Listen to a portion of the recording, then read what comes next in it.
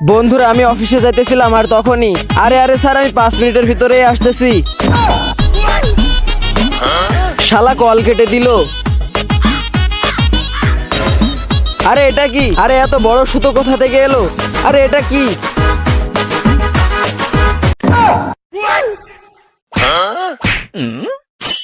আরে এ তো ওই শালাই।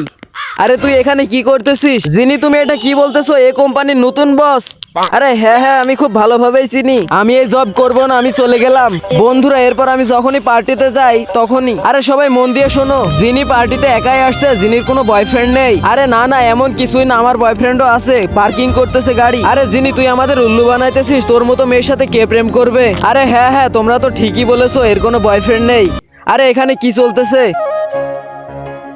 প্রিন্স তুমি এখানে কেন আসলে?